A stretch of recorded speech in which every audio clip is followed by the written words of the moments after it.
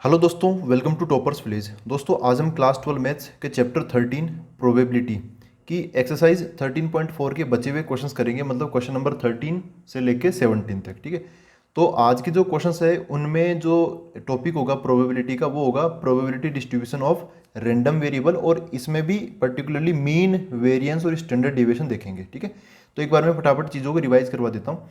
देखो भाई, जो प्रोबेबिलिटी डिस्ट्रीब्यूशन होता है एक रैंडम वेरिएबल का, उसको हम ऐसे टेबल के फॉर्म में बना लेते हैं। ठीक है, रैंडम वेरिएबल ये कैसे आता है ये सब हमें मतलब हम ऑलरेडी कई बार कर चुके हैं। तो अभी हम फोकस करते हैं मीन पर। तो मीन भी हमने वैसे तो पिछले वाले जो क्वेश्चन थे ना, क्वेश्चन नंबर 10, 11, 12 उनमें देखा है, लेकिन एक बार मैं फिर से बता देता हूँ। मीन बोलो या एक्सपेक्टेशन बोलो, और मीन को हम म्यू से भी रिप्रेजेंट करते हैं, और इसको हम ज़्यादातर या फिर पर्टिकुलरली आज के लेक्चर में हम इसको ई एक्स से रिप्रेजेंट करेंगे। तो इसका होता क्या है फॉर्मूला, इसका ये होता है समेशन। ये जो आपको प्रोबेबिलिटीज दिख रही है ना, इनको आपको करस्पॉन्डिंग एक्स की वैल्यू से मल्टीप्लाई करके जोड़ना है। समेशन मतलब पी आई को एक्स आई से मल्टीप्लाई करके इन सभी का समेशन हमें लेना है। ठीक है, ये हो गया अपना ई एक्स मतलब मीन। अब इसके बाद में अगली चीज़ आती है variance. Variance of x, variance बताता है कि इस डेटा का कितना फैलाव है, स्प्रेडनेस बताता है। ठीक है, तो ये वेरिएंस क्या होता है? वेरिएंस देखो हम कैसे निकालते हैं, इसको निकालते हैं ई X square minus E X का होल स्क्वायर। वेरिएंस का एक और फॉर्मूला होता है, लेकिन बहुत ज़्यादा यूजफुल यही फॉर्मूला है। ठीक है, सबसे ज़्यादा यूजफुल यही फॉर्मूला है, आपको इसको हमेशा याद रखना है। अब इसका मतलब क्या है, देखो ये हम निकालेंगे कैसे, इसमें थोड़ी थोड़ी जैसे ये ई एक्स, ये तो समझ में आता है कि ये जो ई एक्स जो मीन था वो यहाँ पर हम डाल देंगे। लेकिन ये ई एक्स स्क्वायर ये क्या चीज़ है, तो देखो इसको मैं डिफाइन कर देता हूँ। ई एक्स स्क्वायर क्या चीज़ है? ई एक्स में यहाँ पे एक्स आई की पावर 1 थी, तो ई एक्स स्क्वायर में क्या हो जाएगा समेशन पी आई, तो वैसा का वैसा, लेकिन एक्स आई की पावर 2 हो जाएगी। ठीक है, एक्स आई का स्क्वायर आ जाएगा। ठीक है, ये बात है बस, और कोई बात नहीं है। तो ये उठाकर हम यहाँ रखेंगे, माइनस ई एक्स यहाँ रखेंगे, उसका स्क्वायर बाद में करेंगे। ये हुआ वेरिएंस। अब इसमें एक और चीज़ पूछी जाती है, वो होता है स्टैंडर्ड डेविएशन। ठीक है, जिसको हम कभी कभी सिग्मा एक्स से भी रिप्रेजेंट कर देते हैं, या फिर एस डी से भी रिप्रेजेंट इसको कर देते हैं। तो ये क्या होता है? ये होता है अंडर रूट ऑफ वेरिएंस, और कोई बड़ी बात नहीं है। This is nothing but under root of variance. ठीक है, तो इतना हम याद रखेंगे। अब यहाँ पर अंडर रूट के अंदर ये डालो, ये कोई ज़रूरी नहीं है, आप पहले वेरिएंस निकाल लो, फिर बाद में उसका अंडर रूट ले लेना, स्टैंडर्ड डेविएशन आ जाएगा। तो ये तीन चीज़ों पर है आज के क्वेश्चंस। मीन जो कि होता है E X summation P I X I, variance जो कि होता है E X square minus E X का होल स्क्वायर। ठीक है, और यह है स्टैंडर्ड डेविएशन सिग्मा एक्स, जिसको एस डी बोल देते हैं हम, और root of under root variance है ना, मतलब रूट ऑफ वेरिएंस होता है ये स्टैंडर्ड डेविएशन। ठीक है दोस्तों, तो अभी हम स्टार्ट करते हैं क्वेश्चन नंबर 13 से। देखो दोस्तों, ये है क्वेश्चन नंबर 13। इसमें बोला है लेट एक्स डिनोट दी, ये एक्स जब भी आता है ना, तो आप समझ जाना कि ये रैंडम वेरिएबल है। Let X denote the sum of the numbers obtained when two fair dice are rolled. ठीक है, दो पासों को हमने फेंका, उनके ऊपर जो नंबर आए उनको हम जोड़ लेंगे, समेशन वो क्या है अपना एक्स है। Find the variance and standard deviation of x. ये मतलब बहुत आगे की बात पूछ ली। जब भी स्टैंडर्ड डेविएशन पूछ लिया मतलब समझ जाना सब कुछ पूछ लिया, उसके अंदर सब कुछ करना पड़ेगा इसके अंदर। ठीक है, तो अभी अपने क्या होगा कि यार यहाँ पर हमें बहुत सारी चीज़ें करनी है, बीच में हमें ये सब टेबल भी बनानी है। एक बार टेबल बनाना अपना पहला फोकस होगा, उसके बाद मीन, फिर वेरिएंस और फिर स्टैंडर्ड डेविएशन। ठीक है, तो टेबल बनाने के बाद में तो फिर सारी चीज़ें फॉर्मूले तैयार है। टेबल देखो कैसे बनाएंगे, थोड़ा जल्दी बनाएंगे इस बार, क्योंकि हमें ऑलरेडी बहुत बार हमने वेरिएंस, ये मतलब क्या बोलते हैं रैंडम वेरिएबल, इसकी हमने प्रोबेबिलिटी डिस्ट्रीब्यूशन टेबल हर बार बनाई है ना, मतलब इस चैप्टर इस एक्सरसाइज में तो हर बार की हमने। तो देखो कैसे करेंगे। यहाँ पे एक्चुअली दो डाइस है, उनको रोल किया गया है, और आपको पता है हर डाइस पर क्या आएगा, 1 2 3 4 5 6, और इधर भी 1 2, यहाँ पे लिख देता हूँ 3 4 5 6, 1 2 3 4 5 6 ये आएगा। अब इनकी वजह से यहाँ पे आपको पता है कि 6x6 की वो एक टेबल बन जाती है, 1 1 1 2 1 3 है ना, ऐसे टोटल 36 एलिमेंट हो जाते हैं। तो सैंपल स्पेस में कितने एलिमेंट होंगे? 36। ठीक है दोस्तों, अब देखो इसको हम डायरेक्ट कैसे बनाएंगे। यहाँ पे पहले एक्स को डिफाइन कर लेते हैं। एक्स क्या है? सम ऑफ नंबर्स है। ठीक है, sum of numbers obtained from two dice, है ना, दो डाइस पर जो नंबर मिलेंगे वो है यहाँ पे, उनका समेशन क्या है? एक्स है। तो देखो एक्स की वैल्यू क्या क्या हो सकती है, जब 1 1 में जुड़ेगा तो 2 आ जाएगा, कम से कम 2 आएगा, क्योंकि मिनिमम टू मिनिमम जुड़ जाएगा। 1 2 से जुड़ेगा तो 3 आ जाएगा, 1 ऐसे 4। अच्छा देखो मैक्सिमम क्या होगा, मिनिमम मिनिमम जोड़ लिया 2 आ गया, ऐसे इस पर भी 6 आ जाए, इस पर भी 6 आए, तो मैक्सिमम क्या हो जाएगा 12। तो 2 से लेके 12 तक कुछ भी मिल सकता है हमें समेशन। तो क्या बन जाएगा 2 3 4 5 6 7 8 9 10 11 12, ठीक है। ये 12 ये है। तो इतने सारे यहाँ पर x की वैल्यूज पॉसिबल है, क्योंकि x क्या है, सम ऑफ द नंबर्स।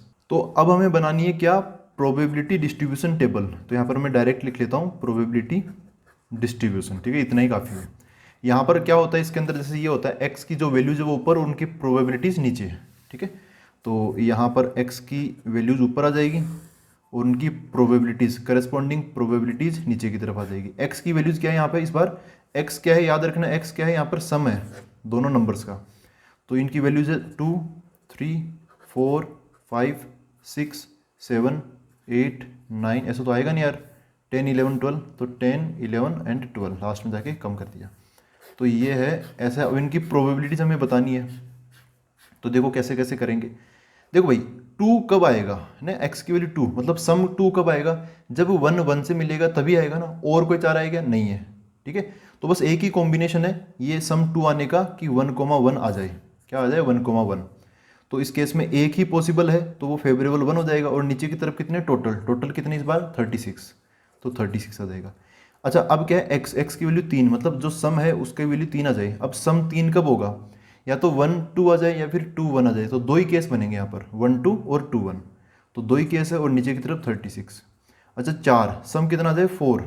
तो अब इसमें ना एक केस और बढ़ जाएगा ना, आप धीरे धीरे नोटिस करोगे ना, या फिर आप वो वैसे बना लो, क्या बोलते हैं, जैसे मैंने पिछले किसी क्वेश्चन में बनाया होगा, तो मैं आपको बताऊं, जैसे हाँ ये रहा, इस टाइप की टेबल बना लोगे ना। ये मैंने क्वेश्चन नंबर 11 में बनाया था, है ना। तो इसमें देखोगे कि हमें चाहिए सम 4, तो 4 कब आएगा, 3 1 2 2, इसमें है ना 1 2 3, इस बार 3 बन जाएंगे, 3 1 2 2 और 1 3, इनका समेशन क्या आएगा 4 आएगा। तो कितने केस है, 3 डिवाइड बाई 36।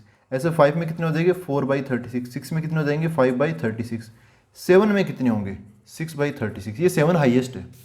देखो 7 समेशन होना मतलब ये इस कोने से उस कोने तक जाना। ये तो मैंने तो कुछ अलग अलग बना रखा है, लेकिन 7 समेशन मतलब 6 + 1 5 + 2 4 + 3 3 + 4 2 + 5 एंड 1 + 6, ठीक है।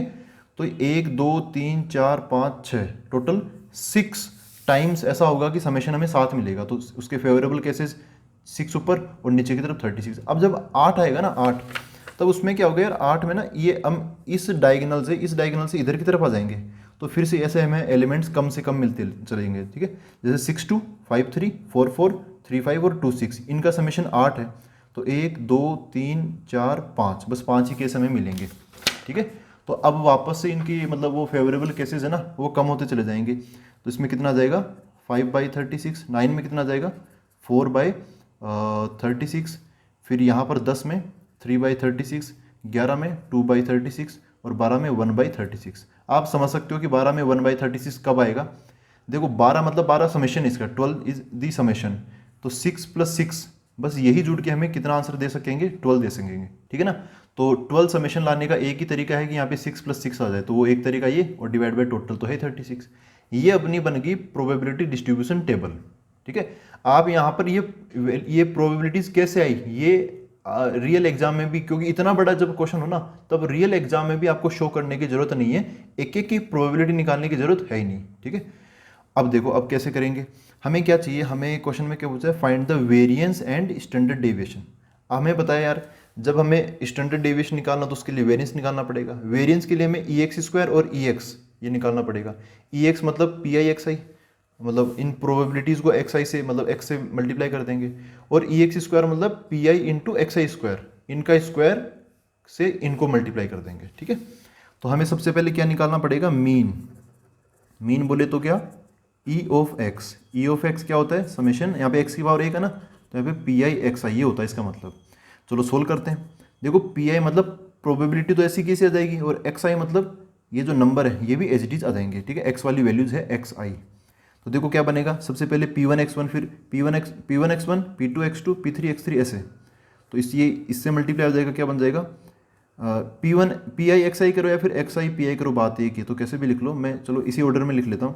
1/36 × 2 प्लस 2/36 × 3, है ना, ये मल्टीप्लाई हो गया। अब ये प्लस 3/36 × 4, फिर 4/36 × 5, फिर 5/36 सॉरी 36 × 6, हाँ ठीक है, वो तो तैयारी हो गया, सही हो गया। फिर ये कितना है 6/36 इंटू 7, ठीक है, 1 2 3 4 5 6 तक पहुँच गए, है ना।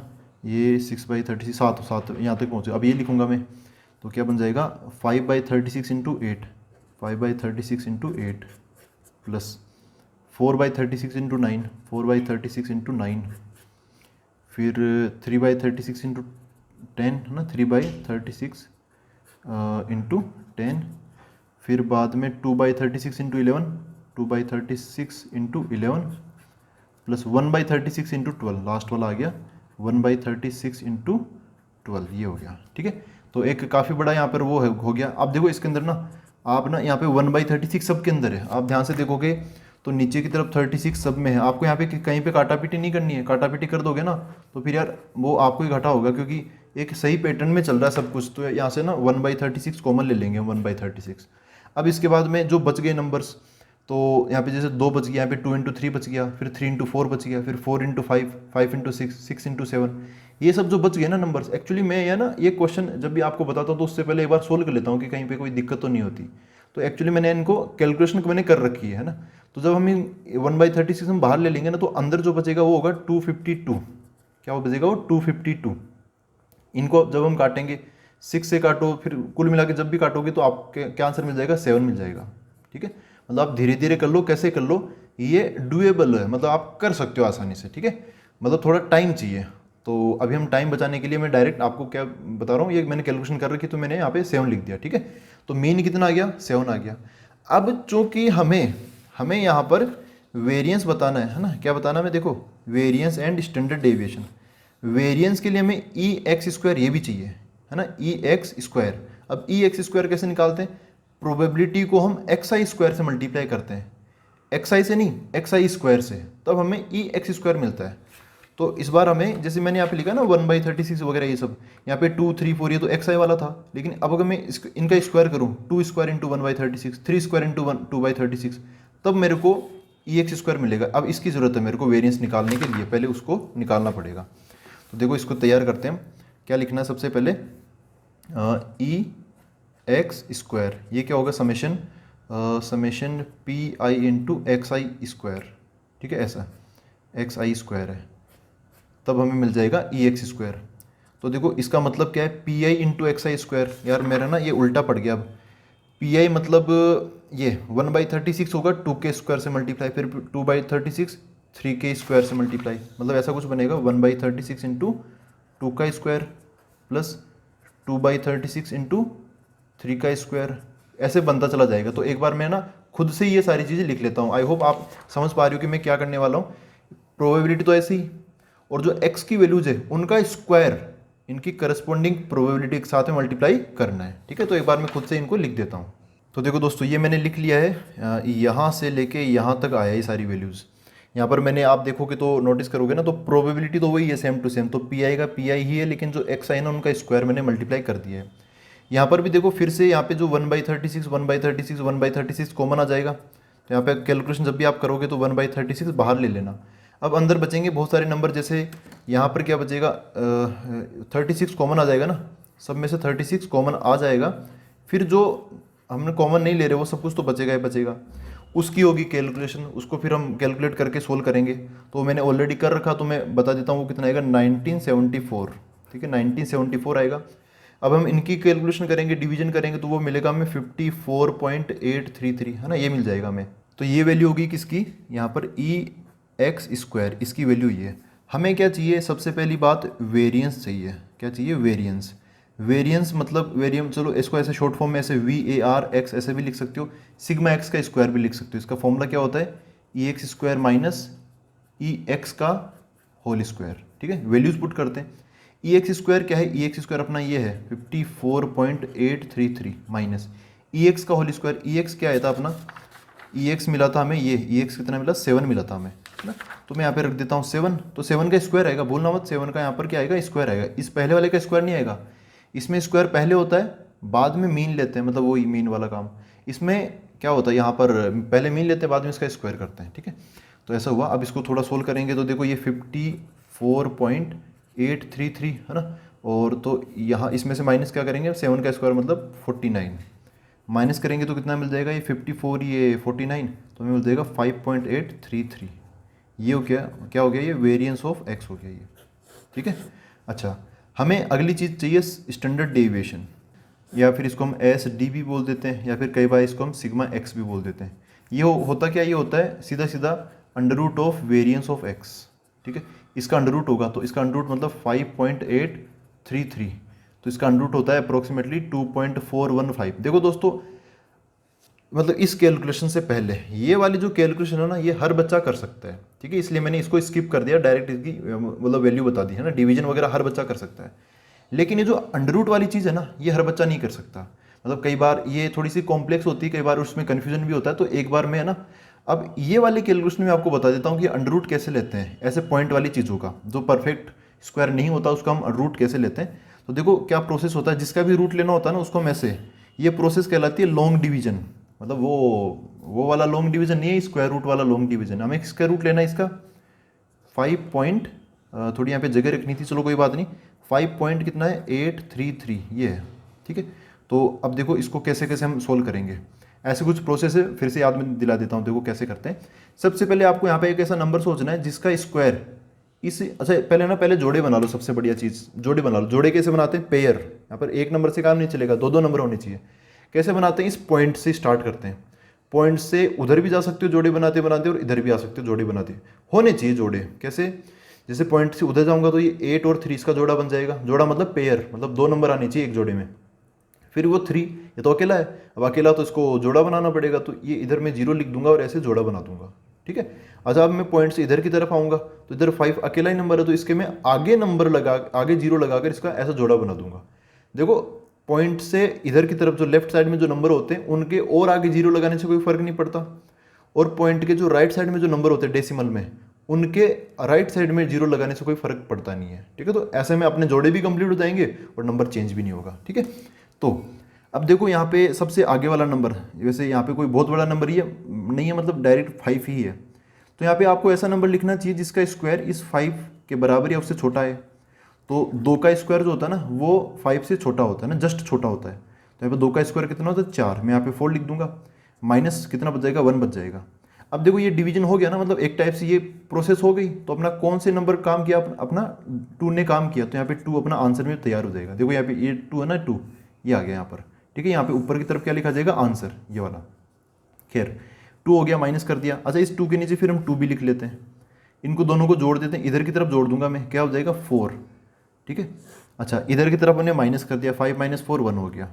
ये पॉइंट वगैरह तो ठीक है, पॉइंट तो हम इधर नीचे उतारते नहीं है। देखो पॉइंट आ गया, तो अब मैं यहाँ पे पॉइंट लगा दूंगा आंसर में, बस इस 83 को डायरेक्ट उतार लूंगा। पूरा पेयर, पूरा जोड़ा उतरता तो पूरा, ये ऐसा नहीं कि 8 उतर गया 3 उतर गया, ऐसा नहीं, पूरा ये 83 ना पूरा उतरेगा। तो ये क्या बन गया 183, पॉइंट को नहीं लिखना, पॉइंट का उधर लग चुका, ठीक है। अब यहाँ पर देखो हमें इधर तो बन गया 183, इधर यहाँ पर हमें एक तो इस जगह पे और एक इस जगह पे, समझ रहे हो। ऊपर तो 2 डिजिट का नंबर और नीचे सिंगल डिजिट का नंबर। वो भी क्या खासियत है, यहाँ वाला नंबर और यहाँ वाला नंबर सेम होना चाहिए, ऐसा ढूंढना है। यहाँ पे नंबर, जैसे यहाँ पर अगर आप 3 रखोगे ना, तो यहाँ पर भी 3 रखना पड़ेगा। यहाँ पर 5 रखोगे तो यहाँ पर भी 5। अब उसकी क्या खासियत होनी चाहिए, जब हम इस नंबर को, यहाँ पे ऊपर वाले 2 डिजिट नंबर को इस नंबर से मल्टीप्लाई करें, तो अपना जो आंसर है वो 183 के बराबर या उससे कम आना चाहिए, है ना। तो देखो यहाँ पर क्या आएगा, अगर मैं यहाँ पे 1 रखूंगा तो 41 × 1, यहाँ पे 1 रखूंगा ना, तो यहाँ पर भी 1 रखूंगा, ठीक है। तो 41 × 1 कितना हो जाएगा 41 तो इससे छोटा तो है, लेकिन बहुत छोटा है, कोई और भी और बड़े, मतलब थोड़ा और बड़ा नंबर आ सकता है। तो यहाँ पे अगर मैं 2 रखूंगा तो 42 × 2 84 भी 183 से बहुत छोटा है। 3 रखूंगा, 4 रखूंगा, तो यहाँ पर ना 4 सही बैठ जाएगा फिर, क्योंकि 5 रखूंगा तो इससे ज़्यादा चला जाएगा। तो मैंने यहाँ पर 4 रखा ना इस जगह पे, तो मेरे को इस जगह पर भी 4 रखना पड़ेगा, ठीक है। ये इन दोनों जगह सेम टू सेम आता है। खैर 4 × 4 16 का 6, फिर हासिल की 1, और ये 16 और 76 हो गया, सॉरी 176 हो गया। अच्छा, इधर की तरफ तो, अच्छा देखो अपना इधर ये 4 था ना, ये काम कर गया है ना। 4 अपना वो जो ढूंढ रहे थे वो मिल गया, मैं वो क्या है 4, तो 4 अपना आंसर के रूप में इधर मिल जाएगा, ठीक है। यहाँ वाला, ये वाला 4 कौन सा है, ये 4 कहाँ से आया, ये वाला 4 है जो हमने ढूंढा अभी। इन 2 + 2 करके 4, वो वाला 4 नहीं है यहाँ पर जो अभी हमने ढूंढा ना, वो वाला 4 आया ऊपर। अच्छा, इनको माइनस कर लेंगे तो इधर 4 और वो 3 7 हो जाएगा। अब ये तो 7 हो गया। अच्छा, इधर की तरफ इन दोनों को जोड़ लेंगे, इनको फिर से जोड़ेंगे, 44 प्लस 4 कितना हो जाएगा 48। फिर यहाँ और यहाँ में नंबर ढूंढना पड़ेगा, ठीक है। 48 ये थोड़ा इधर खिसक गया, फिर नंबर ढूंढेंगे, फिर जोड़ लेंगे, फिर नंबर ढूंढेंगे, ऐसे। देखो इधर की तरफ ये 3 और 0 ये जो जोड़ा है वो हम नीचे उतार लेंगे, 3 0 ऐसे, तो ये 730 हो गया। अब यहाँ पे कौन सा नंबर लिखें, 1 रखूँगा तो 481 481 है ना, 481 इंटू 1 आएगा तो वो कितना बन जाएगा 481 बन जाएगा। अगर मैं इससे बड़ा नंबर लूँगा 482 तो नीचे भी 2 आएगा, फिर तो 482 का डबल हो जाएगा, 482 का डबल तो 800 900 900 के आसपास चला गया वो तो वो तो 700 से ज़्यादा हो जाएगा, तो वो काम का नहीं है, अपना 1 ही काम का है, तो 1 यहाँ पर आ जाएगा। यहाँ पे 1 ढूंढा ना हमने तो ये 1 आ जाएगा यहाँ पे, फिर माइनस कर लेंगे, फिर चलता रहेगा। तो देखो ऐसे निकालते हैं अंडर रूट, ये रूट निकालने की प्रोसेस है। यहाँ से हमें पता चला कि जो रूट है 5.833, इसका अप्रोक्सीमेट वैल्यू कितनी आ रही है 2.41। इसको थोड़ा और आगे सोल्व करोगे, अब देखो आगे नंबर खत्म हो गए, लेकिन ये तो खत्म नहीं हुआ ना, तो आप आगे चाहो तो 0 0 लगा के और आगे काम चालू रख सकते हो, तो उससे आपको ये आगे वाला जो है ना 5 ये मिल जाएगा। तो आई होप दोस्तों ये रूट निकालने वाली चीज़ आप यहाँ पे सीख ली ना आपने। तो अब हम देखते हैं नेक्स्ट क्वेश्चन, ये कौन सा हो गया अपना, क्वेश्चन नंबर 13 हो गया। अब देखते हैं 14। देखो दोस्तों ये क्वेश्चन नंबर 14 ठीक ठाक क्वेश्चन है। A class has 15 students whose ages are 14 17 15 14 21 17 19 20 16 18 20 17 16 19 and 20 years, ठीक है। One student is selected in such a manner that each has the same chance of being chosen and the age X of the selected student is recorded, ठीक है। इनमें से एक student को select किया, उसकी एज रिकॉर्ड कर ली, बस इतनी सी बात है। What is the probability distribution of the random variable x, ठीक है ठीक है। और फिर क्या बताना हमें, find mean variance standard deviation, ठीक है, एज यूजुअल ये तो आना ही था। तो इस बार अपना जो रैंडम वेरिएबल है एक्स वो क्या हो गया, age of the selected student, ठीक है, age of the selected student. तो यहाँ पर हमें क्या बनानी चाहिए, प्रोबेबिलिटी डिस्ट्रीब्यूशन टेबल। देखो इसके अंदर ज़्यादा टाइम नहीं लगना चाहिए, क्योंकि इस बार तो डेटा इस प्रकार पहले से गिवन, एक टाइप से आपको सैंपल स्पेस मिल गया। क्या मिल गया, ये सैंपल स्पेस। कौन कितनी बार आ रहा है, देखो यहाँ तक है 20, इसको भूलना मत, ये 20 भी इसके साथ ही है। तो यहाँ पर हम वो तैयार कर लेते हैं, टेबल तैयार कर लेते हैं, जिसमें एक्स अपना रैंडम वेरिएबल यहाँ आ जाएगा और इनकी प्रोबेबिलिटीज यहाँ पर आ जाएगी, ठीक है। तो ऐसे भी अभी तैयार कर लेते हैं इसको फटाफट। देखो भाई कितने स्टूडेंट है, पहले तो ये देख लो, यहाँ पर टोटल 15 स्टूडेंट्स हैं, 15, ठीक है। तो हम हर बार डिवाइड बाई 15 करते चलेंगे प्रोबेबिलिटी में। अच्छा बताओ एक्स की वैल्यू क्या, एक्स क्या है, age of the selected student. अब यहाँ पे एज है यहाँ पर एक्स, तो एज की वैल्यूज क्या क्या है, 14 17 ये सब है। हाईएस्ट कहाँ तक जा रहा है, ये हाईएस्ट मेरे को कहीं पे दिखा, ये 21 तक जा रहा है, ये वाला है ना, ये रहा 21, और इससे तो बड़ा कुछ है नहीं। तो 14 से 21 तक है, तो मैं यहाँ पे लिख लूँगा 14, फिर 15 16 17 18 और यहाँ पे 19 फिर 20 एंड 21, ठीक है, यहीं पे ख़त्म, आगे कुछ नहीं है। तो देखो अब कैसे करेंगे, 14 वाले कितने, 14 वाले काउंट करने पड़ेंगे। 14 वाले हम ध्यान से देखेंगे तो 14 वाला ये यहाँ पर है 14 और ये एक यहाँ पर है ना, 2 ही लोग हैं, तो 14 वाले 2 लोग हैं, है ना 14, और टोटल कितने 15, तो 2/15 हो जाएगी कि हम 14 वाले एज वाले स्टूडेंट्स को हम चुने, सेलेक्ट करें, क्योंकि ये 2 लोग हैं 14 एज वाले, तो फेवरेबल हो गए 2 और टोटल हो गए 15, ऐसे कर लिया। अच्छा 15 वालों को चुनते हैं, तो 15 वाले कौन है, देखो उस 15 को मत गिनना ना, वो अलग है, वो तो नंबर ऑफ स्टूडेंट्स है। 15 वाला यहाँ पर एक ही है, चलो मैं रेड पेन से लिख देता हूँ, तो यहाँ पर 15 वाला ये है ना, एक ही है, तो यहाँ पर जाएगा 1/15 आ जाएगा। फिर 16 वाले कौन है, कौन कौन है यहाँ पर, देखो 16 वाले एक तो ये रहा 16 और एक ये रहा 16, तो कितने हो गए, 2 हो गए, और तो कोई है नहीं ना, हाँ, तो यहाँ पे 2/15 आ जाएगा। अब देखते हैं 17 वाले कितने, तो यार 17 वाला एक तो ये है 1 2 3, 3 हो गए, तो यहाँ पे 3/15 आ गया। अब देखेंगे 18 वाले कितने, तो 18 वाला ये रहा ना, एक और तो कहीं है नहीं, एक ही है, 1/15 हो गया। 19 वाले कितने हैं, तो 19 वाले देखो यार 19, एक तो ये रहा और एक ये रहा, 2 लोग हैं और कोई है नहीं, है ना, तो 2/19 हो गया इसकी, सॉरी 19 इन 2/15, सॉरी 2/15 होगी इसकी प्रोबेबिलिटी, ठीक है। अच्छा 20 वाले कितने हैं, 20 एज वाले, तो 20 वाला एक तो ये है यहाँ पर, 1 2 3 और कहीं नहीं है, तो हो जाएगा 3/15। अच्छा 21 वाला ये है ना, दिस इज 21 एज, तो यहाँ पर एक जना ही है। अच्छा सब हो गए ना गोले, हाँ सबके गोले लग गए, तो 1/15 हो गया। तो ऐसे बन गई इनकी प्रोबेबिलिटी डिस्ट्रीब्यूशन टेबल। तैयार एकदम, ठीक है। अब हमें क्या निकालना, देखो हाँ यहाँ पर क्या बोला, what is the probability distribution of the random variable, यही है। यहाँ पे मैं लिख देता हूँ, दिस इज प्रोबेबिलिटी डिस्ट्रीब्यूशन, ठीक है, यही है। टेबल एबल लगाओ ना लगाओ, प्रोबेबिलिटी डिस्ट्रीब्यूशन जरूर यहाँ पे लिख देना, ठीक है। अब देखो ये हमने लिख दिया, अब आएगा मीन। अब हमें मीन पता करना है। तो मीन मतलब क्या होता है, मीन मतलब होता है ई ऑफ एक्स।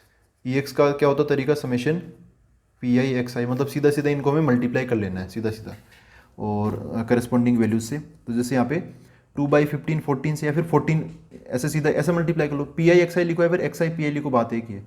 तो इसको ऐसे मल्टीप्लाई कर लो, 14 इंटू 2/15 पहला हो गया, प्लस 15 इंटू 1/15 ये हो गया दूसरा। अब तीसरा इधर लिख लेता हूँ, 16 इंटू 2/15, फिर 17 इंटू 3/15, प्लस यहाँ पर 18 into 1/15, 19 into 2/15, plus 20 into 3/15, plus यहाँ पर ये आ जाएगा 21 इंटू कितना 1/15 ये आ जाएगा, ठीक है। अब देखो इनको भी हम फटाफट सोल्व कर लेंगे, क्योंकि यार कैलकुलेशन हर बच्चा ये काम तो कर ही सकता है। तो मैं यहाँ पर ना 1/15 कॉमन ले लेता हूँ ना, 1/15। तो यहाँ पे जैसे 14 इंटू 2 बच जाएगा, फिर 15 बच जाएगा, यहाँ पर 16 इंटू 2 बच जाएगा।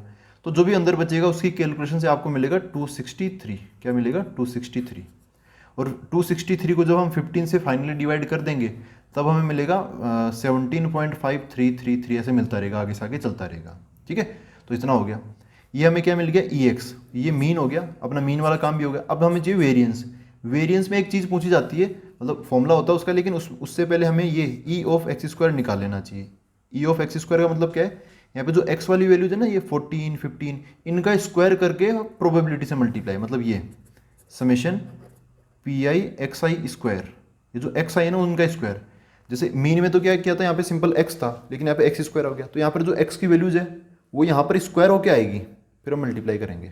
मतलब कैसे, देखो पी आई एक्स स्क्वायर, मतलब जैसे 2/15 14 के स्क्वायर से मल्टीप्लाई हो गया, या फिर 14 के स्क्वायर को इससे मल्टीप्लाई कर दो, तो कैसा बन जाएगा 14 स्क्वायर इंटू 2/15, ये पहला हो गया। प्लस दूसरा वाला कितना हो जाएगा, 15 का स्क्वायर इंटू 1/15, प्लस 16 का स्क्वायर इंटू 2/15, प्लस फिर यहाँ पर क्या है 17 का स्क्वायर इंटू कितना 3/15, ये हो जाएगा।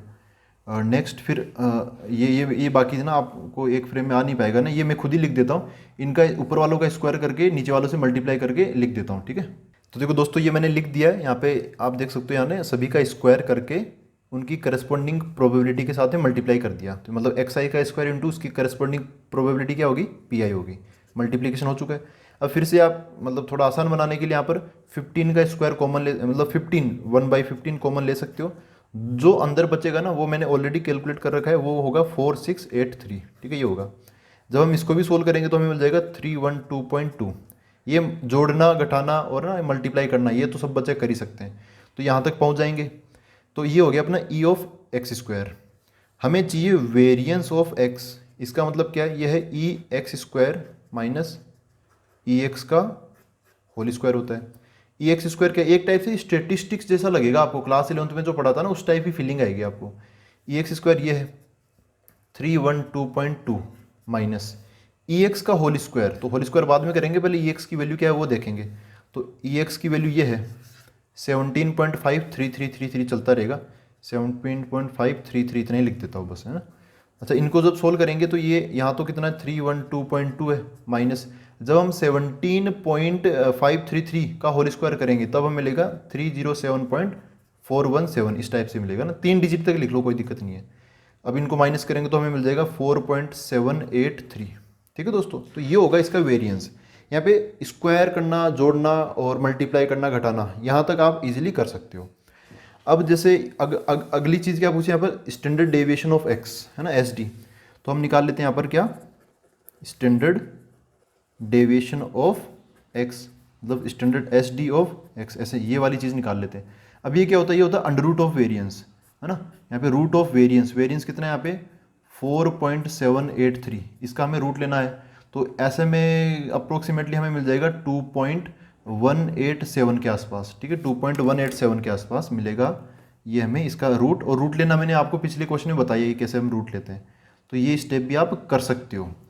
तो इसको हम अप्रोक्सीमेटली क्या लिख सकते हैं, फिर ये जो 7 है ना इसको आप वो कर देंगे, राउंड ऑफ कर देंगे, तो ये इसमें 8 में चढ़ा देंगे ना इसकी वैल्यू को, तो ये बन जाएगा 2.19 के आसपास बन जाएगा अप्रोक्सीमेटली। तो इतना तो चलता है, 2.18 या 2.19 इतना चल जाएगा, कोई दिक्कत नहीं है, ठीक है। तो ऐसा हुआ अपना ये क्वेश्चन नंबर 14 हो गया एजेस वाला, ठीक है। यहाँ पे देखो दोस्तों मैं ना थोड़ा स्किप कर रहा हूँ क्योंकि मल्टीप्लाई वगैरह ये सब करना फिर आपको भी बोरिंग लगेगा, है ना। और अगर आपकी कोई कैलकुलेशन मिस्टेक है तो आप यहाँ से क्रॉस चेक कर सकते हो कि भाई कहाँ पे मिस्टेक हुई होगी, डेटा आपके सामने है ना, प्लस माइनस बस यही होता है। और जनरली यार ऐसे क्वेश्चन वैसे एग्जाम में अवॉइड ही किए जाते हैं, मतलब जनरली नहीं पूछते ऐसे क्वेश्चन। जो पूछते हैं तो वो थोड़ा मतलब ईजी डेटा सेटिंग वाला क्वेश्चन पूछा जाता है, बस ये आपकी प्रैक्टिस के लिए है ऐसे क्वेश्चन। ये हो गया 14। अब देखते हैं नेक्स्ट क्वेश्चन। देखो दोस्तों ये है क्वेश्चन नंबर 15। इसमें ये बोला है, आसान क्वेश्चन है, इसमें बोला है in a meeting 70% of the members favours and 30% oppose a certain proposal. कोई प्रपोजल है ना, तो उसको सपोर्ट करने वाले कितने, मतलब फेवर में कितने 70%, और अपोज मतलब उसको रोकने वाले कितने 30%। A member is selected at random and we take x equal to 0। Random variable देखो कैसे डिफाइन किया इस बार, वो x इक्वल टू 0 ले लेंगे इफ़ ही अपोज्ड। अगर वो अपोज करेगा ना उस बिल का या फिर उस प्रपोजल का, तो x की वैल्यू 0 हो जाएगी, मतलब x बराबर 0 वाली लाइट जल जाएगी, ठीक है। If he opposed and x equal to 1 if he favour, if he is in favour, तो अगर वो फेवर करता है तो फिर वो x बराबर 1 वाली लाइट जल जाएगी, समझ गए ना, वो लाल बत्ती हरी बत्ती उस टाइप का सिस्टम है ये। तो देखो थोड़ा सा मैं इसको समझाने के लिए और ऐसा लिख देता हूँ कि भाई जो 70% है वो करते हैं फेवर, ठीक है, वो क्या करते हैं, वो फेवर करते हैं, और जो 30% है वो करते हैं इसका अपोज, क्या करते हैं, अपोज करते हैं इसका। और फिर क्या बोला है यहाँ पर, we take x equal to 0 if he opposed. तो ये जो अपोज करने वाले हैं ना इसके लिए हम ले लेंगे x इक्वल टू 0 ले लेंगे, and x equal to 1 if he is in favour. मैंने मतलब दोनों स्टेटमेंट को कंबाइंड कर दिया, अगर फेवर करता है तो फिर x इक्वल टू 1 ले लेंगे। तो एक टाइप से x इक्वल टू 1 की प्रोबेबिलिटी ये होगी 70%, 70% मतलब 0.7, और x इक्वल टू 0 की प्रोबेबिलिटी कितनी होगी, कितने लोग हैं x इक्वल टू 0 बताने वाले 30%, तो इनकी प्रोबेबिलिटी क्या हो जाएगी 0.3 हो जाएगी ना। तो मतलब प्रोबेबिलिटी में आप कन्वर्ट कर सकते हो इसकी, मतलब p of x equal to 1 निकालोगे तो कितना आएगा 70%, मतलब 0.7 आ जाएगा। और इसके लिए probability of x equal to 0 निकालोगे तो 30% मतलब 30/100 0.3 आ जाएगा, ठीक है। तो हम यहाँ पर वो टेबल बना लेते हैं, प्रोबेबिलिटी डिस्ट्रीब्यूशन की टेबल, उसमें ऊपर x आएगा, नीचे p ऑफ x आएगा। अच्छा x की वैल्यूज़ क्या है इस बार, 0 और 1 है, क्या है 0 एंड 1। अच्छा प्रोबेबिलिटीज़ बताओ, 0 की प्रोबेबिलिटी कितनी है x बराबर 0 की 0.3, तो यहाँ पे 0.3। 1 की प्रोबेबिलिटी कितनी है 0.7, तो यहाँ पे 0.7 याद आएगा, ठीक है। हमें क्या पूछा है, EX एंड वेरियंस। EX मतलब मीन पूछा है, सबसे पहली चीज़ मीन, मीन मतलब E ऑफ EX ये पूछा है। अच्छा तो इसका क्या होता है फॉर्मूला, समेशन PI/XI। तो PI मतलब ये, तो 0.3 किससे मल्टीप्लाई होगा 0 से, प्लस 0.7 किससे मल्टीप्लाई होगा 1 से, 0.7 इंटू 1 ऐसे। तो सोल्व करेंगे तो यहाँ पर देखो 0.0 मत समझना, ये मल्टीप्लाई है ना, यहाँ पे बीच में मल्टीप्लीकेशन है, यहाँ पर मल्टीप्लीकेशन है, तो ये तो हो गया 0 और ये कितना हो गया 0.7। आंसर कितना आ गया 0.7 आ गया। तो EX की वैल्यू ये हो गई अपनी 0.7। अब अगली चीज़ क्या पूछी, वेरिएंस ऑफ x, है ना। तो next thing is variance of x। अब वेरिएंस ऑफ x का फॉर्मूला क्या होता है, EX² माइनस EX का होल स्क्वायर। तो EX तो आ चुका है 0.7, वो यहाँ पे डाल देंगे, लेकिन यहाँ पर EX² ये तो हमें निकालना पड़ेगा, तो बीच में वो निकाल लेता हूँ क्या, ये EX²। EX² का मतलब क्या होता है, समेशन प्रोबेबिलिटी, तो वैसे ही यहाँ पे x का स्क्वायर मतलब अपने वेरिएबल का स्क्वायर हो जाएगा, x का स्क्वायर हो जाएगा ऐसे, ठीक है। तो सबसे पहले PI, पहले 1 1 वाला देख लेते हैं, मतलब इनको आपस में मल्टीप्लाई कर लेते हैं। तो PI मतलब प्रोबेबिलिटी एज इट इज 0.3, और XI का स्क्वायर मतलब ये जो वैल्यू ना x की उसका स्क्वायर मतलब 0 का स्क्वायर याद आएगा, प्लस फिर यहाँ पर क्या है 0.7, 0.7 और 1 का स्क्वायर, 1 का स्क्वायर ऐसा आ जाएगा। तो सोल्व करेंगे तो यार ये तो फिर से 0 हो गया, खत्म। 0.7 इंटू 1 का स्क्वायर, 1 का स्क्वायर 1 ही हो जाएगा, वो भी खत्म। तो 0.7 ही बच गया, यहाँ पे क्या बच गया 0.7 आ गया ये। तो यहाँ पर हम वैल्यूज रख देंगे, इसकी जगह कितना आ जाएगा 0.7 माइनस ये जो EX है उसकी जगह आएगा 0.7, 0.7 और उसका स्क्वायर होगा वो अलग, ठीक है। इसको हम सोल्व कर लेंगे, तो 0.7 हो गया माइनस ये कितना हो गया 0.49 हो गया, ठीक है, 7 का स्क्वायर 49, तो 2 प्लेस के बाद में पॉइंट लग जाएगा, तो ये 0.49 हो गया। अब हमें 0.7 में से 0.49 माइनस करना है, तो इसको 70 बना लो, माइनस करेंगे तो ये कितना हो जाएगा, 70 माइनस 49, 70 माइनस 50 होता है 20, 49 है तो 21 हो जाएगा यहाँ पे 0.21, ये हो गया। कितना आंसर मिल गया, 0.21। ऐसा हो गया। देखो कितना सस्ते में हो गया ना यार ये क्वेश्चन, तो आराम से समझ सकते हो। मतलब दो स्टेटमेंट को लिंक करना है, पहले वो परसेंटेज वाली बात बोल दी फेवर अपोज के साथ में, फिर फेवर अपोज के साथ में एक्स वाली बात बोल दी, तो आप डायरेक्ट एक्स वाली बात को परसेंटेज से लिंक कर सकते हो, मतलब वही प्रोबेबिलिटी से। ठीक है, तो ऐसा हो गया अपना क्वेश्चन नंबर कौन सा था ये, 15। अब देखते हैं नेक्स्ट क्वेश्चन। देखो दोस्तों, ये question number 16, the mean of the numbers obtained on a throwing a die having written 1 on 3 faces. एक ऐसी डाई है जिसपे वो 1 2 3 4 5 6 वैसा नहीं लिखा हुआ, इसमें ना थोड़ा मतलब वो मिस्टेक मतलब कुछ भी समझ लो, मॉडिफाइड डाई है ये। तो जो 1 है वो लिखा हुआ है 3 फेसेस पर, 2 ऑन 2 फेसेस, 2 लिखा हुआ है 2 फेसेस पर, एंड 5 ऑन 1 फेस, 5 लिखा हुआ है 1 फेस पर। बाकी बचे हुए नंबर 3 4 6 वो लिखे हुए ही नहीं है। ठीक है, तो देखो इस प्रकार की एक डाई है यहाँ पर मॉडिफाइड। इसमें क्या हो रहा है, इस पे जो नंबर लिखे हुए ना वो कैसे कैसे हैं, 1 लिखा हुआ 3 बार 1,1,1, 2 लिखा हुआ 2 बार तो 2,2, एंड 5 लिखा हुआ 1 बार, तो यहाँ पे 5 हो गया ना। टोटल होते हैं 6 फेस ही हैं, उन 6 फेसेस को इस प्रकार यूटिलाइज किया गया है कि 1 को लिखा है 3 बार 3 फेसेस पर, 2 को लिखा है 2 फेसेस पर, और 5 को लिखा है 1 फेस पर। इतना हो गया। अब हमें क्या बताना, the mean of what, mean of numbers obtained on throwing a die. मतलब एक इस प्रकार की जो डाई है उसको जब हम फेंकेंगे, इस ऐसे पासे को जब हम फेंकेंगे, तब उसके ऊपर जो भी नंबर आएगा उसका हमें मीन बताना है। तो जो भी नंबर आएगा उसको हम क्या बोलेंगे, एक्स। अपना ये है रैंडम वेरिएबल, एक्स क्या है, द नंबर ऑब्टेन्ड, है ना। जो नंबर हमें प्राप्त होगा वही अपना क्या बन जाएगा, रैंडम वेरिएबल एक्स बन जाएगा। अच्छा ये बताओ एक्स की पॉसिबल वैल्यूज क्या क्या है, एक्स की वैल्यू क्या क्या पॉसिबल है।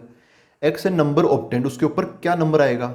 देखो जब 1 1 1 इन तीनों 1 में से हमें कुछ भी मिलेगा तो हमें 1 ही मिलेगा। ठीक है, फिर 2 और 2 ये फेसेस जब आएगी तो हमें 2 मिलेगा, और यहाँ पर 5 है, अगर ये आ गया तो हमें 5 मिल जाएगा। सीधी सी बात, यहाँ पर आपको बार बार 1 1 1 दिखाने की जरूरत नहीं है। तो ये मतलब क्या बताता है, नंबर ऑब्टेन्ड, ये 1 1 1, ये तो चलो मैंने ऐसे बता दिया ना, यहाँ पे इसकी वजह से ना प्रोबेबिलिटी में पता चल जाएगी, ये अपना एक टाइप का सैंपल स्पेस हो गया। ठीक है, तो अब देखो हमें निकालना क्या है, मीन निकालना, मीन। तो मीन के लिए तो वो टेबल बनानी जरूरी है, तो टेबल हम डायरेक्ट ही बना लेंगे। तो टेबल कैसे बनाएंगे, ऊपर एक्स आ जाएगा और नीचे प्रोबेबिलिटी ऑफ एक्स आ जाएगा। एक्स की वैल्यू क्या है, 1 है, फिर 2 है, और फिर 5 है। अच्छा प्रोबेबिलिटी क्या आएगी, 1 की प्रोबेबिलिटी क्या है, तो 1 लिखा हुआ है 3 फेसेस पर, तो फेवरेबल केस कितने हो गए 1 के लिए, ये 3 फेस हो गई, डिवाइड बाय टोटल एक डाई की फेस कितनी, टोटल 6 फेस होती है ना, आप इनको काउंट कर लो, 1 2 3 4 5 6, तो यहाँ पे टोटल फेस 6 होती है, जिनमें से 3 पर 1 लिखा हुआ है, तो 3/6। फिर 2, x बराबर 2 आने की प्रोबेबिलिटी क्या है, तो हम देखेंगे भाई 2 है कितने, 2 फेसेस पर 2 लिखे हुए हैं, यहाँ पे लिखा हुआ है 2 ऑन 2 फेसेस, तो वो 2 फेसेस होगी फेवरेबल, और डिवाइड बाई नीचे कितने, टोटल 6 फेसेस होती है। ठीक है, अब आते हैं 5 वाले पर, तो 5 आने की क्या प्रोबेबिलिटी है, 5 एक ही फेस पर लिखा हुआ है, तो वो एक फेस हो जाएगी फेवरेबल, और नीचे टोटल 6 फेसेस आ जाएगी। ठीक है, ऐसा ऐसा बन गया यहाँ पर, ये प्रोबेबिलिटी डिस्ट्रीब्यूशन टेबल हमने बना ली। हमें क्या पता करना है, अभी भी मीन पता करना, क्या मीन। तो मीन का फॉर्मूला क्या होता है, ई एक्स, यही क्या होता है अपना मीन होता है, इसका formula E X equal to क्या होता है, summation P I X I. मतलब जो जो प्रोबेबिलिटी है उनको उनके एक्स के साथ में करस्पॉन्डिंग एक्स के साथ में मल्टीप्लाई करना और जोड़ लेना है बस। तो यहाँ पे क्या मिल जाएगा, 1 इंटू 3/6, फिर 2 इंटू 2/6, फिर 5 इंटू 1/6, ऐसा हो गया। ठीक है, ये नंबर और ये नंबर हो जाएगा। अच्छा इनका वो एलसीएम वगैरह ले लो, आके जोड़ लेते हैं। तो ये कितना आएगा, देखो यहाँ पे काटा पीटी मत करना, क्योंकि अभी एलसीएम में फ़ायदा हो जाएगा उस चीज़ का। यहाँ पे ऊपर 3 है, फिर 2 + 2 4 हो जाएगा, फिर 5 इंटू 1, सॉरी यहाँ पे 2 इंटू 2 था 4 हो गया, 5 इंटू 1 5 हो जाएगा।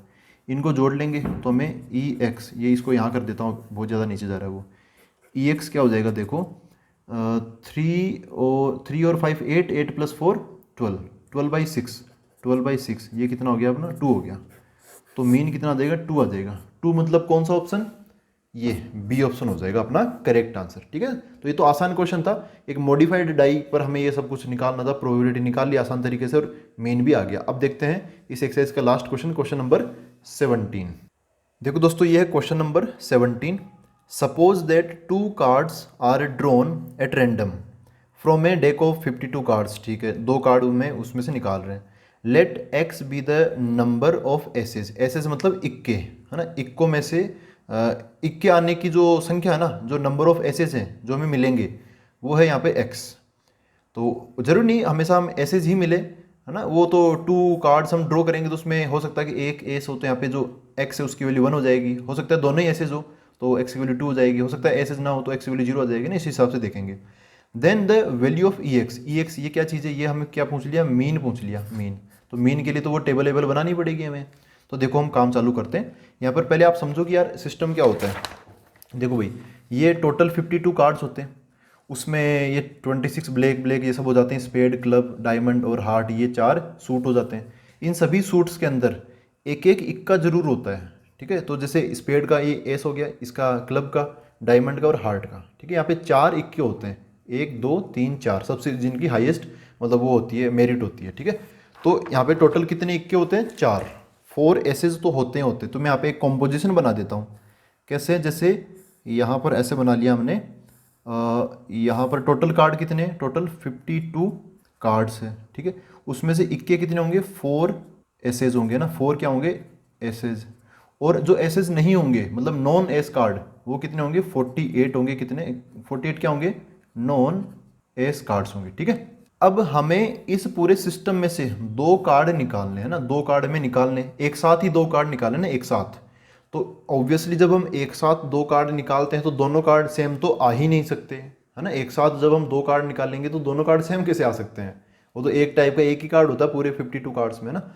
तो हमें कितने चाहिए, यहाँ पे 2 कार्ड्स ड्रॉ करने हैं।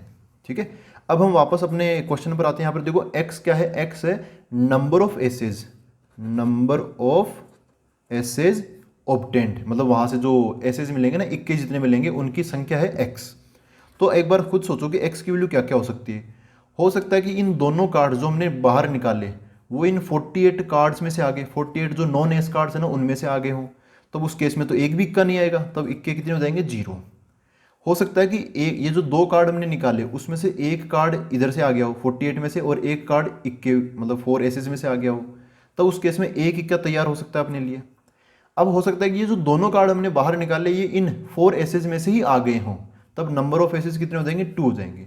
2 से ज़्यादा एसेज हो ही नहीं सकते क्योंकि हम 2 से ज़्यादा कार्ड निकाल ही नहीं रहे। ठीक है, तो एक्स की पॉसिबल वैल्यूज ये है 0 1 या फिर 2। अब हमें देखो मीन निकालने के लिए पहले वो टेबल बनानी जरूरी, टेबल के लिए हमें प्रोबेबिलिटी निकालनी जरूरी है। तो सबसे पहले मैं निकाल लेता हूँ probability of x equal to 0। X equal to 0 इसका क्या मतलब है, इसका मतलब यह है कि प्रोबेबिलिटी ऑफ x मतलब क्या, नंबर ऑफ एसेज। इसका मतलब ये हुआ number of aces equal to 0, इसकी क्या प्रोबेबिलिटी है। तो देखो इसका क्या मतलब होगा, हमें कितने कार्ड निकालने, 2 कार्ड निकालने। दोनों कार्ड्स में ये घटना हो, नंबर ऑफ एसेज 0 हो जाए, मतलब उनमें इक्का आए ही ना, है ना। 2 कार्ड तो हम निकाल सकते हैं लेकिन उनमें इक्का आए ही ना, तो ये कैसे पॉसिबल है। देखो यहाँ पे ना 2 कार्ड में सेलेक्ट करना है, इस बार वो लगेगा अपना क्या, परमिटेशन कॉमन PNC वाली चीज़ लगेगी। तो जब हमें 2 कार्ड सेलेक्ट करने होते हैं मतलब या फिर कोई भी 2 नंबर सेलेक्ट करने होते हैं, तब हमें क्या फॉर्मूला लगाना होता है, NCR का फॉर्मूला। तो थोड़ा सा मैं इसको डिटेल में एक बार बता देता हूँ। NCR का मतलब क्या होता है, NCR होता है number of ways to select R objects out of N objects. N objects में से N, ये ऊपर वाला जो नंबर है N में से R लोगों को सेलेक्ट करने के तरीके होते हैं NCR। और इसका फॉर्मूला क्या होता है, ये होता है N factorial upon N minus R का फैक्टोरियल और R का फैक्टोरियल। ठीक है, ये होता है इसका फॉर्मूला। ये सिलेक्शन के काम में आता है, सेलेक्ट करने में काम आता है। हम यहाँ पर भी सेलेक्ट ही तो कर रहे हैं। हम देखो ये पहला वाला केस क्या कह रहा है, नंबर ऑफ एसेज क्या हो, 0, मतलब इक्का एक भी ना आए। इक्का एक भी नहीं आएगा, इसका मतलब दोनों के दोनों कार्ड्स कहाँ से आए होंगे, 48 नॉन एस कार्ड्स में से आए होंगे, है ना। तो यहाँ पर क्या हो जाएगा, प्रोबेबिलिटी निकालते वक्त हमें नॉन एस कार्ड हमें निकालने पड़ेंगे। मतलब आप ऐसे बोल सकते हो कि probability of both non S cards, दोनों के दोनों कार्ड क्या होंगे, नॉन एस होंगे, तब उनमें नंबर ऑफ एसेस क्या हो जाएंगे, 0 हो जाएंगे। अब बोथ नॉन एस कार्ड की प्रोबेबिलिटी क्या होगी, तो उसके लिए हमें ये दोनों कार्ड है वो इन 48 में से सिलेक्ट करना पड़ेगा। मतलब कितना, 48C2, 48 में से 2 कार्ड सेलेक्ट करना। ये तो आया फेवरेबल केसेज, नीचे आएंगे टोटल केसेज। तो टोटल में हम टोटल कार्ड से 2 पत्ते निकालने के बारे में सोचेंगे। तो टोटल ओवरऑल 52 कार्ड में से 2 पत्ते तो निकल ही रहे ना, पूरे ताश की जितनी भी बड़ी गड्डी है उसमें से 2 कार्ड निकल रहे हैं। तो नीचे आ जाएंगे टोटल 52C2 और ऊपर आएंगे फेवरेबल। फेवरेबल मतलब हम जो चाहते हैं वो, हम क्या चाह रहे हैं कि नंबर ऑफ एसेज क्या है इस बार 0, एक भी इक्का ना आए। तो फिर दोनों के दोनों कार्ड क्या होने चाहिए, both card should be non S cards, है ना, जो इक्के नहीं है उनमें से 48 में से निकलने चाहिए। तो 48C2 ये बन जाएगा। अच्छा, इसकी वैल्यू को देखो सोल्व कैसे करते हैं, तो इसका फॉर्मूला तो ये है ही। फिर भी मैं यहाँ पर ना एक शॉर्टकट भी होता है करने का, तो एक काम करता हूँ वो शॉर्टकट, चलो इधर मैं एन की फॉर्म में बता ही देता हूँ। देखो दोस्तों, 2 चीज़ें आप याद रखना हमेशा, आई होप पहले से आपको याद भी होगा, है ना, मैंने एक बार पहले भी ये चीज़ आई थी तब मैंने वो बताया था आपको। तो देखो एक तो ये यहाँ पे NC2 वाला फॉर्मेट है। एन मतलब जैसे यहाँ पे 48 है ना, एन। तो इसका क्या होता है देखो तरीका, अगर NCR का फॉर्मूला ये बन सकता तो NC2 का क्या हो जाएगा, ऊपर की तरफ n फैक्टोरियल तो n फैक्टोरियल, नीचे की तरफ क्या आएगा n-r, तो अपने वाले में क्या हो जाएगा n-2 का फैक्टोरियल, और यहाँ पे r फैक्टोरियल है तो उसका क्या बन जाएगा यहाँ पर r फैक्टोरियल। ठीक है, मैं ये जो केस है मैं इसके 58C2 के साथ भी समझा सकता था, लेकिन यहाँ पर फिर 52C2 है तो इसके साथ भी समझाना पड़ेगा। तो आप ना एक जनरलाइज चीज़ याद रख लो, और ये NC2 तो याद रखो ही रखो। हाँ, तो होता क्या है, इसका रिजल्ट याद रखना क्या होता है। देखो अब देखो इस ऊपर वाले n फैक्टोरियल को हम खोलेंगे तो ये क्या बन जाएगा, n बन जाएगा, फिर n-1 बन जाएगा, फिर n-2 बन जाएगा, ऐसे आगे ऐसा फिर चलता ही रहेगा। तो हम इसको यहीं पे रोक देंगे भाई, आगे हम नहीं खोल रहे, इसको हम n-2 तक ही खोलेंगे। इतना हो गया। अच्छा, नीचे की तरफ क्या है ये, अच्छा यहाँ पे 2 है ना, यहाँ पे 2 आएगा, सॉरी यहाँ पर क्या आएगा 2। नीचे की तरफ क्या है n-2, तो यहाँ पे आ जाएगा n-2 का फैक्टोरियल, और 2 फैक्टोरियल क्या होता है 2 × 1 होता है। अब देखो n-2 का फैक्टोरियल n-2 के फैक्टोरियल से कट जाएगा, ऊपर क्या बचा n × n-1, और नीचे 2 × 1, बोले तो 2 × 1, चलो 2 × 1 ही बोल देता हूँ, ये मतलब मेरे को ठीक लगता है, थोड़ा अच्छा लगता है दिखने में। n × n-1 और नीचे 2 × 1, एक तो ये रिजल्ट होता है। दूसरा रिजल्ट, ये तो NC2 का हुआ, एक होता है NC1 का रिजल्ट, क्योंकि इसकी भी जरूरत पड़ेगी अपने वाले में। तो NC1 क्या होता है n फैक्टोरियल अपॉन इनका अंतर n-1 का फैक्टोरियल और 1 का फैक्टोरियल। अभी हम ऊपर वाले को खोलेंगे n फैक्टोरियल को, तो ये क्या बन जाएगा n × n-1 का फैक्टोरियल, बस इतना ही खोलेंगे, पूरा नहीं खोलेंगे। और नीचे क्या है, क्योंकि n-1 का फैक्टोरियल नीचे भी है ताकि ये कट जाएगा, फिर बचा 1 का फैक्टोरियल, तो 1 का फैक्टोरियल तो 1 होता ही है। तो कुल मिला के क्या बच गया n/1, n मिल गया हमें। तो याद रखना हमेशा NC1 होता है n, और NC2 कितना होता है n-1 अपॉन 2 × 1। ठीक है, तो वो चीज़ मैं यहाँ पे लगाऊंगा। अब यहाँ पर क्या है 48C2, तो NC2 का क्या हो गया, देखो आप इसको ऐसे याद रखो भी, n है ना, तो उसको हम n तो आ ही जाएगा, उससे हम एक और कम कर देंगे, बस ये 2 नंबर आएंगे, और नीचे 2 है ना, तो ये 2 और उससे एक कम 2 × 1 आ जाएगा। तो यहाँ पे 48 का क्या बन जाएगा, ऊपर की तरफ बन जाएगा 48 और एक कम कर दो 48 में से 47, और नीचे की तरफ क्या देगा 2 × 1, ये न्यूमरेटर बना, डिवाइड बाई 52C2, इसका क्या बन जाएगा 52 × 51, और नीचे की तरफ 2 × 1, ऐसा हो गया। यहाँ पे 2 × 1 से 2 × 1 कट जाएगा, 48 × 47 अपॉन 52 × 51 ये बच जाएगा। इसको काटो मत, ऐसे ही रहने दो इसको। अगर आपको अच्छा नहीं लग रहा तो देखो मैं थोड़ा सा इधर बना देता हूँ जगह, ये क्या बन जाएगा 48 × 47 अपॉन 52 × 51, इतना ही छोड़ देता हूँ। ठीक है, तो x बराबर 0 की प्रोबेबिलिटी ये आ गई। अच्छा, उसके बाद में अब हमें x बराबर 1 की प्रोबेबिलिटी भी निकालनी है, तो यहाँ पे लिख लेता हूँ प्रोबेबिलिटी ऑफ x = 1। x = 1 का क्या मतलब है, probability of number of aces = 1, है ना ये। अब एक इक्का है, एक इक्का कैसे आ सकता है, एक इक्का तब आ सकता है जब आप 2 कार्ड जो निकाल रहे हो ना, उनमें से एक कार्ड तो आए इन इक्कों में से, और एक कार्ड आए इन 48 नॉन जो इक्के कार्ड नहीं है ना उनमें से आए, है ना। तो यहाँ पे क्या बन जाएगा 4C1, एक कार्ड तो आ गया इक्को से, मल्टीप्लाई बाई एक कार्ड आएगा नॉन एस कार्ड्स में से, मतलब 48C1। नीचे की तरफ अब देखो कार्ड तो 2 ही निकाल रहे हो ना, तो नीचे की तरफ 52C2 आ जाएगा। 4C1 क्या बन जाएगा, देखो NC1 n बन जाता है, सीधा सीधा NC1 का n ही आएगा, तो 4C1 का 4 आ जाएगा, 48C1 का 48 आ जाएगा। नीचे की तरफ 52C2, तो 52C2 का ये बन जाएगा 52C2 का 52 51 अपॉन 2 इंटू 1, तो 52 इंटू 51 नीचे आएगा 2 इंटू 1, वो ऊपर चला जाएगा 2, समझ गए। नीचे वाला जो 2 इंटू 1 आता ना वो ऊपर चल भेज दिया मैंने इधर की तरफ, ठीक है। तो ये हो गया अपना x इक्वल टू 1 का। अब देख लेते हैं probability of x equal to 2, इसकी क्या प्रोबेबिलिटी होगी। इसका मतलब क्या है, प्रोबेबिलिटी ऑफ x मतलब क्या है, नंबर ऑफ एसेज, तो नंबर ऑफ एसेज कितने आए, 2 आए, 2 इक्के आए, 2 इक्के, हम 2 कार्ड निकाल लें, दोनों के दोनों इक्के आ जाएं, ये कब पॉसिबल है, जब हम इन 4 इक्कों में से ही दोनों कार्ड निकाल लें, मतलब 4C2। इस बार ये अपना फेवरेबल है, कितना 4C2, और डिवाइड में कितना है, डिवाइड में तो है ही 52C2, 52 पत्तों की गड्डी में से तो निकाल ले रहे हैं हम 2 कार्ड। तो ऊपर 4C2 का क्या बन जाएगा, देखो NC2 का ये हो जाएगा NN-1, तो 4C2 का 4 इंटू 4 माइनस 1 3 बन जाएगा, डिवाइड बाई नीचे 2 इंटू 1, तो 2 इंटू 1 डिवाइड बाई 52C2 का 52 51 नीचे 2 इंटू 1, ये बन जाएगा, 2 इंटू 1 से 2 इंटू 1 कट जाएगा, ये बच गया 4 इंटू 3 अपॉन नीचे 52 इंटू 51, ये बच गया। ठीक है दोस्तों, इतना हो गया। अब ना यार इसमें टेबल बनाने की जगह बची नहीं, आप चाहो तो टेबल बना सकते हो। देखो ऐसे बन जाएगी टेबल यहाँ पर, हम यहाँ पर जैसे ये मैं तो रफ में बता रहा हूँ, एक्स यहाँ जाएगा, प्रोबेबिलिटी ऑफ एक्स यहाँ जाएगा, एक्स की वैल्यू क्या क्या है 0 1 2, क्या है 0 1 2, 0 की हाँ ये देखो x इक्वल टू 0 की प्रोबेबिलिटी कितनी, ये वाली है ना, कितनी 48 47 और नीचे 52 इंटू 51। 1 की प्रोबेबिलिटी कितनी है, 1 की प्रोबेबिलिटी ये वाली है, ये वाली, ठीक है। तो यहाँ पर ये क्या बन जाएगा 4 इंटू 48 इंटू 2 अपॉन नीचे की तरफ 52 इंटू 51, ये हो गया। 2 वाले की प्रोबेबिलिटी कितनी है, 2 वाले की प्रोबेबिलिटी ये है 4 इंटू 3 अपॉन 52 इंटू 51, ये हो गया, ठीक है, ये हो गया। अब हमें क्या निकालना है, अब थोड़ा ध्यान से देखोगे तो हमें चाहिए मीन, हमें चाहिए EX, क्या चाहिए EX। EX का फॉर्मूला क्या होता है, समेशन PI/XI होता है, मतलब हमें इसको इससे मल्टीप्लाई करना पड़ेगा, इसको इससे मल्टीप्लाई और इसको इससे मल्टीप्लाई करना पड़ेगा, तो ये तो काम हम कर ही देंगे, है ना। तो हमें क्या चाहिए mean, we want mean, mean बोले तो EX। इसका क्या मतलब है, PI/XI, सबसे पहले ये जो x बराबर 0 ना वो इससे मल्टीप्लाई हो जाएगा, तो 0 इंटू दिस खत्म हो जाएगा ये तो, है ना।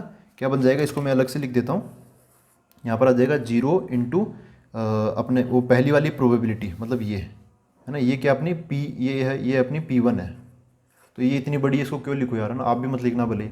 ये x1 कितना है 0 और P1 कितना है ये, तो 0 इंटू P1 0 देगा, ये छोड़ो इसको, प्लस अब अगला x इक्वल टू 1, ये जो 1 है वो अपनी इस प्रोबेबिलिटी से मल्टीप्लाई होगा, तो 1 इंटू दिस, या दिस ही आ जाएगा क्योंकि 1 का कोई मतलब नहीं है, तो इसको लिख देता हूँ मैं।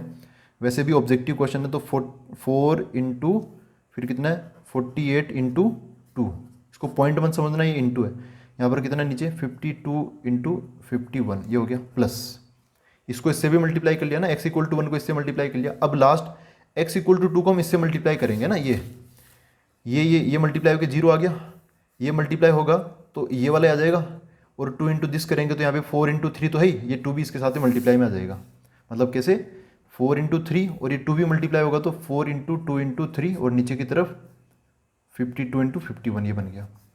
देखो सोल्व करो, इसका तो कोई मतलब है नहीं, ये तो क्या बन जाएगा 0 बन जाएगा। इधर कुछ कॉमन वॉमन आ रहा तो कॉमन ले लो, क्योंकि ऐसे एक एक को सोल्व करोगे तो फिर तो हो लिया काम। देखो कुछ कॉमन लो तभी यहाँ पर मज़ा है। कॉमन कैसे लें, देखो यहाँ पर 4 इंटू 2 इधर भी है ना, हाँ ये चीज़ कॉमन ले लेते हैं, ध्यान से देखो ऊपर 4 इंटू 2 क्योंकि वो इसके पास में भी है कुछ इस प्रकार, दिख रहा ना, इधर भी 4 इंटू 2 इधर भी 4 इंटू 2, ये कॉमन ले लूँगा, और नीचे 52 51 52 51 ये कॉमन ले लूँगा। ऊपर क्या बचेगा 48 प्लस 3, तो बाहर क्या कॉमन आया 4 इंटू 2 और नीचे की तरफ 52 इंटू 51, अंदर क्या बच गया 48 प्लस 3, 48 प्लस 3 क्या बनाइए, ऊपर 4 इंटू 2 इसको रहने, अच्छा 4 इंटू 2 ये काटा पीटी भी कर ही लो अब साथ के साथ। 4 अब 52 को काटेगा तो 4 1 जा 4, 4 13 जा 52 हो गया, ये 13 बार कट गया, ये 2 कुछ कटेगा नहीं, तो क्या मिला हमें, ऊपर तो मिला 2 इंटू ये जुड़ गया क्या, 48 प्लस 3 कितना होता है 51 होता है, नीचे की तरफ कितना 13 इंटू 51 बच गया, 13 इंटू 51, सॉरी 15 नहीं 51, तो 51 से फिर 51 भी कट जाएगा, है ना, ये 51 है, 51 से 51 कट गया तो कितना बच गया 2/13, ये बच गया।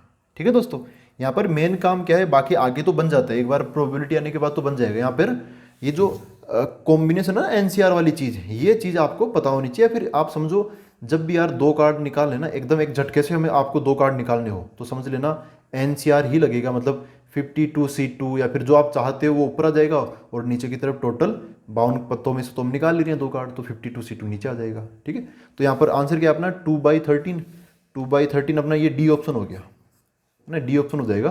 तो ये हुआ अपना क्वेश्चन नंबर 17 और ये हुई अपनी पूरी एक्सरसाइज 13.4। अब हम मिलते हैं अगले वीडियो के अंदर। Thank you very much.